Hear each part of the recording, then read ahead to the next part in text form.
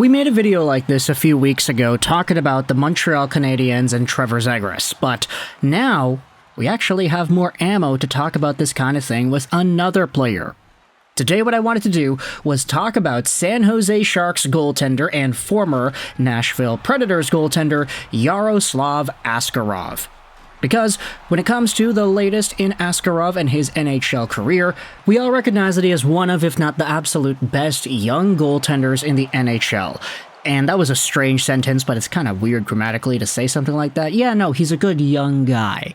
And when it comes to the San Jose Sharks, they've bolstered up their team in many ways. On forwards, you got Macklin, Celebrini, you've got Will Smith, you've got Tyler Toffoli. Okay, Toffoli isn't in that same caliber of young, but he is going to help out this team. On defense, they had some pretty good additions recently too. Sam Dickinson, I think, is an absolute steal when the Sharks grabbed him in the recent NHL Draft. So to see the Bay Area also get the goalie too in Yaroslav Askarov, yeah, that's huge. Absolutely crazy acquisition for San Jose and what they're trying to build. Let them cook, honestly. Mike Greer, what a fantastic offseason for him and his squad. Now, when it comes to the reason we're talking about Askarov today is because of an article published by Pierre LeBrun earlier this morning. Let's go over to The Athletic because Pierre LeBrun published this piece inside the Yaroslav Askarov trade, how the Sharks won a 5-team race for the Predators goalie. And of course, The Athletic is paid for material. We're not going to go ahead and screenshot this article. Instead, we're going over onto ProHockeyRumors.com because Josh Erickson writes about what it is Pierre LeBrun wrote about. The article that we're looking at is titled this: The Avalanche, Canadiens, Flyers, and Hurricanes all had interest in Yaroslav Askarov. So here we go. This is it. These are the other teams that are confirmed to being interested in Askarov as written about by Pierre LeBrun.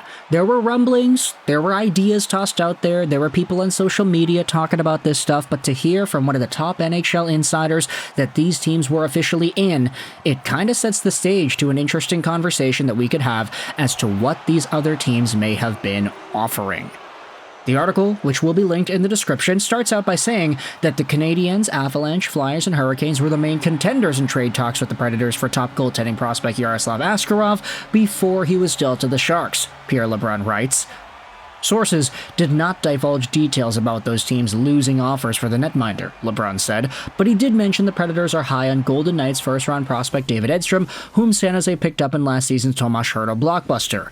That was likely the primary factor that led Nashville GM Barry Trotz to picking the Sharks over the other offers available, all of which presumably included a first-round pick to have any degree of seriousness in discussions.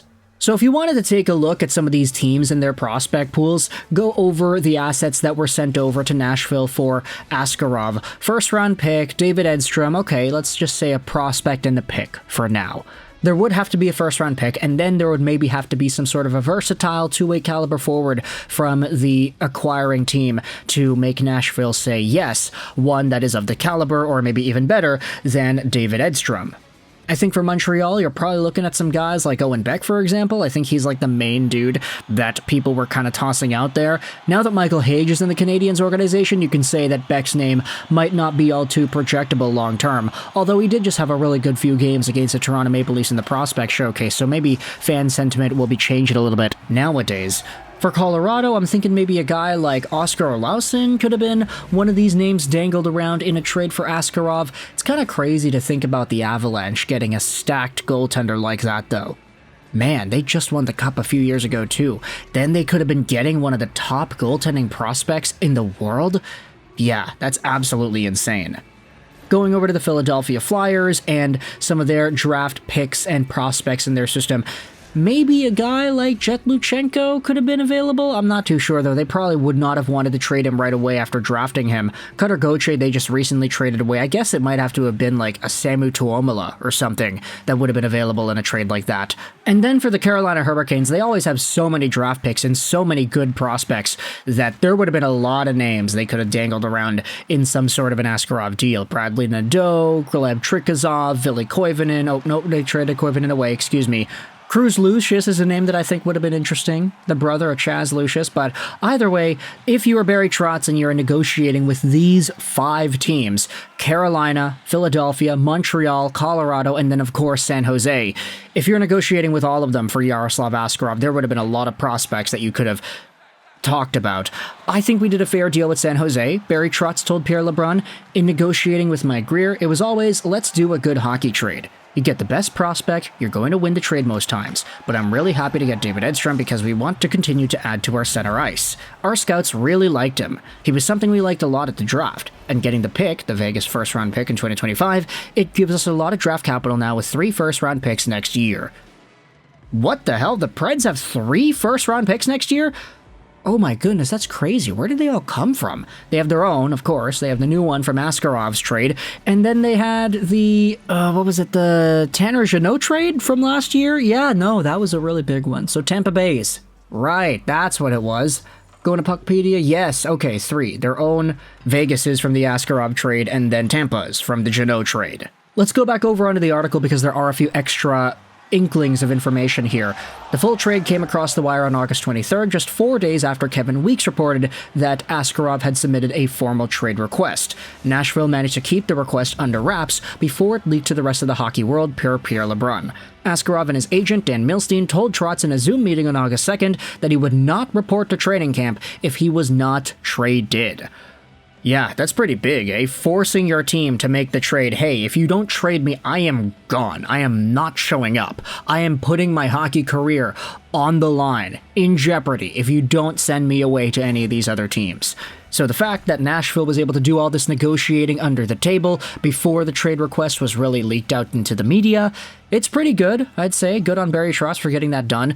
You also had this right here talked about in the article. For the 4 runner-up clubs, it's easy to see why they had interest. They each have quality goaltending prospects and youngsters in their own right, whether it be Justus Annunen in Colorado, Jacob Fowler in Montreal, Carson Bjarnason in Philadelphia, or Pyotr Kochetkov in Carolina. But aside from the latter, none of them profile as the potential true game breaker San Jose now has in Askarov. The latter? Pyotr Kochetkov? Really? Is he that good? I don't think so. But either way, there was a conversation that I saw, if you wanted to focus on Montreal, for example. I think it was Pierre LeBrun who made an appearance on BPM Sports earlier this week, saying that the Montreal Canadiens should not have traded for Askarov, or that he wouldn't have traded for Askarov because he's got Jacob Fowler already. Like, if he was Montreal, he would not make this trade considering how good Fowler is supposed to be. I don't think that's a fair comparison because I do think that Askarov is going to win at least a Vezina in his career. I don't think you could say that about any other goaltending prospect in the NHL aside from maybe Jesper Wallstedt, but yeah, that's a pretty big ask out of a guy like Jacob Fowler. He's good, don't get me wrong, but to project anybody similarly to Yaroslav Askarov is a tremendously huge thing to request out of any of these prospects. So I don't really think there's going to be any guy to match Askarov in that respect amongst this list, but you can have your dreams, you can have your aspirations, that's totally fine.